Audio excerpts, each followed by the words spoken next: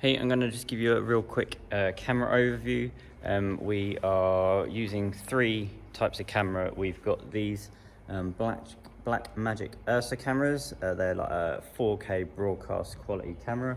You got your on-off button on the top there. There's a little pop-out side screen, so obviously you can see what you're shooting.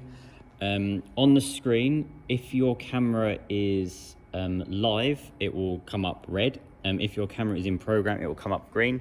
Really helpful to know when you're talking on comms, just so that if your camera was live, you didn't then nudge it or move it, because obviously that would come out really bad.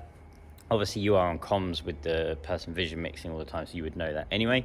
But down, as you look at the camera here, on the front, you've got your zoom in and out, so obviously zooms in and out.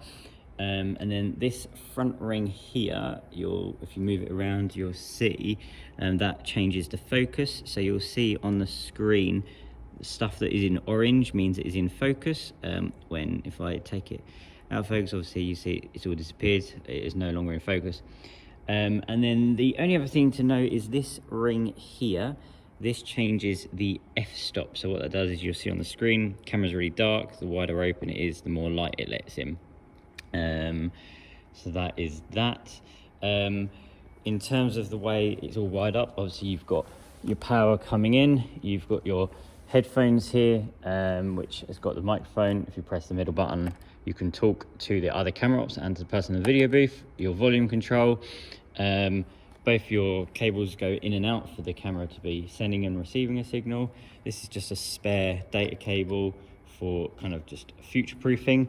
Main things to know is you don't just try and lift the camera up and down. You got to make sure it's unlocked here, and then that will give you the free movement. Otherwise, if it's locked and you try and do it, it's just going to rip the camera head apart. Obviously the cameras can move, or they glide left to right on the pivot. All the cameras are on wheels, so they can be wheeled around. They do have locks as well. Please make sure you're looking after cables. They are quite fragile, so if they get stood on, obviously they break, big problems. The idea is obviously each of the cameras can be wheeled around as far as the loom allows.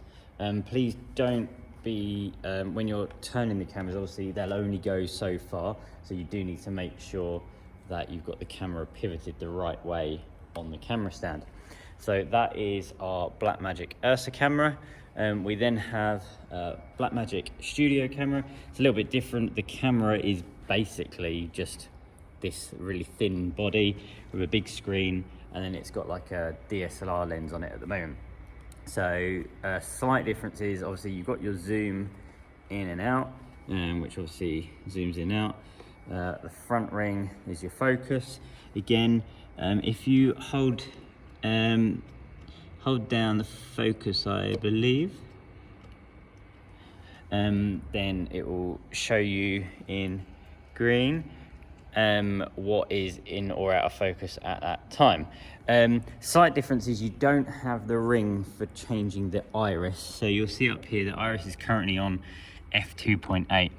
I can't do this because I need two hands, but basically if you hold the iris button down and press your up and down, that will change the iris. So on the camera, the further you zoom in, obviously the iris gets closed. All of that is also controlled by person vision mixing. So up in the video booth, there is a laptop that can actually control the settings on these cameras. So most of the time, the settings are preset. You don't need to worry about them.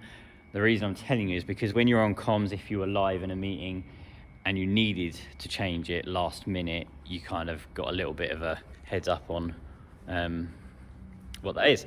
The last camera here, this little Canon more handy cam, eventually this won't be on a stand. This camera is designed so that you can wander around, like in the worship, you could get right up close and personal in with this camera. Again, the settings are kind of, they are preset, but you've got your zoom on the front, you've still got your focus as well. You actually have to, on this, change the ring. So if you see where there's that little switch that says zoom, I change that to focus, that will now change the focus of the camera. It's quite it's got an autofocus, which we have turned on and used because it works pretty well. So the main thing to know is just zooming in and out. Again, the white balance and stuff is all set. You shouldn't need to set stuff. This is all touchscreen, so obviously if you do touch it by mistake, this is where you can change your iris and your shutter speed stuff. So just be careful on that camera. Again, it's got comms, got a comms pack. So that's that.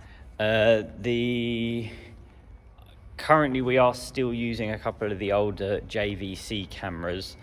They are getting on a bit and not working fully. So just so you're aware, currently down the end here, camera 5, it will only focus when it's actually zoomed in on something. You'll see the focus ring. Let me just pan that onto something like that. So now that'll focus. When we're zoomed right out, you see it just won't get a sharp focus. It's just something wrong with the camera, but we are having to currently use it, so it's more just so you know. Please make sure when you're packing down the cameras after you've used them, obviously turn them off, hang the headphones either on the arm or in the middle bit of the tripod stand. Just make sure the loose cable is hooked up and over so they're not dragging around on the floor. Obviously switch your camera off. So yeah, that is the camera overview.